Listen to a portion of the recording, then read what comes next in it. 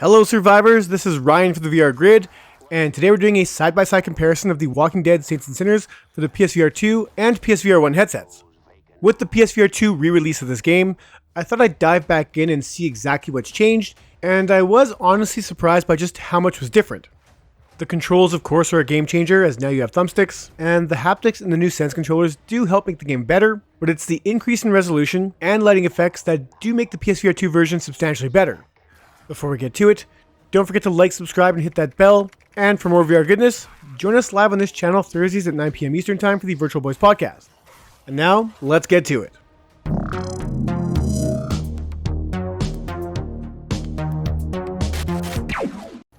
So right away you'll notice that the PSVR 1 side is substantially darker than the PSVR 2 side. This is really apparent in the headset and also in these social screen videos.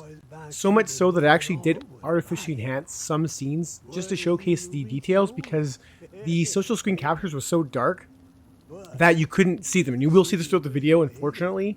But I do want to highlight that the game is really dark on the PSVR 1. Like, I can't believe how dark it is.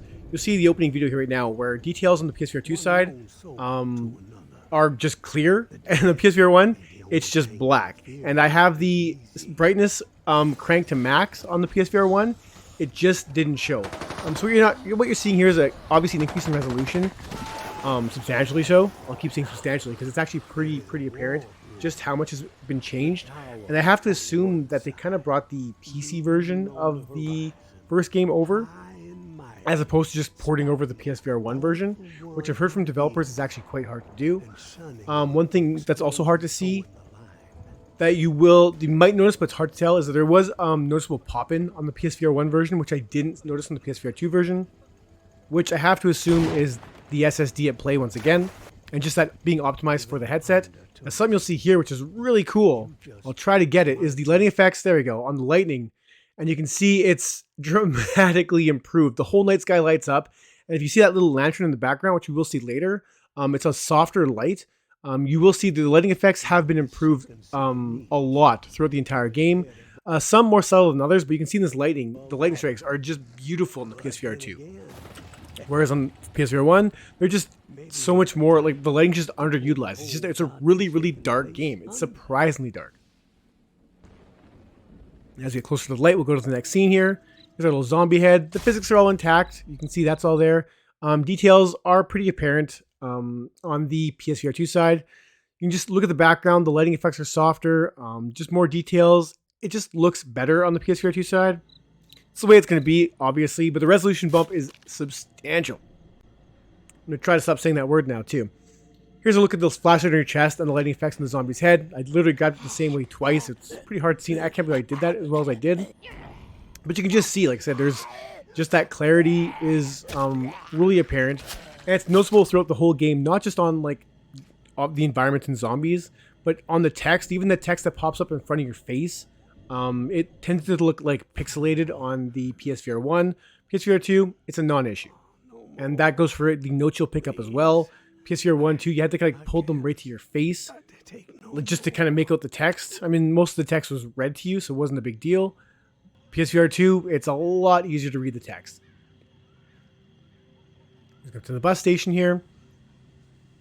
All those papers you'll see in the station, I didn't really showcase that. Much easier to read. The background, you can see the tower clearly in the background. On the PSVR 1 side, it's more of like lights in the background. Here's an example of the text. You can just see it's just clear to read, way clear to read. Text is just, like I said, you can read on the right, on the left, it's kind of a blurry mess. That's just the PSVR 1 headset, and obviously it being optimized for that version. City streets, you'll see a fog. The fog is much less than the PSVR 2 side. You can see way further, which I will show more. And once again, the darkness on the PSVR 1 side comes into play, especially when talking to this NPC, who in the headset was like as black as night. This has been artificially. I did increase the brightness for this scene just to kind of so you could see the face, because literally in the original side by side, it was like she was like two black eyes and a mouth. It was crazy. So you can tell they just kind of balanced the game a lot more, and it still works. The dark, when you get to the nighttime stuff, the dark stuff, it's still very dark.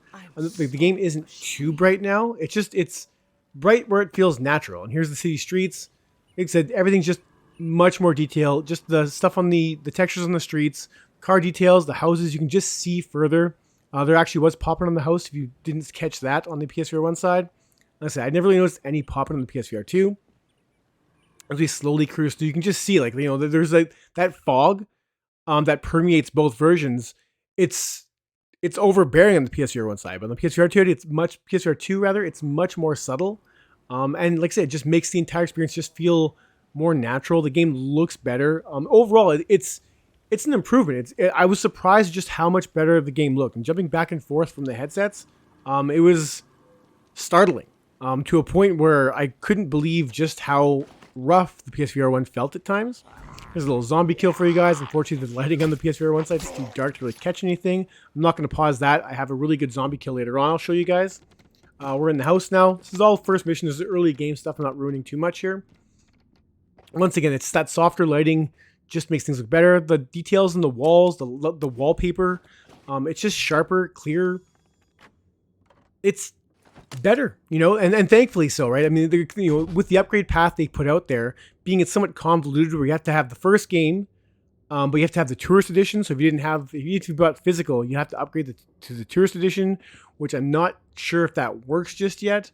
So even digitally, you have to have the tourist edition, and then you get the upgrade. And you can see the zombie guy here.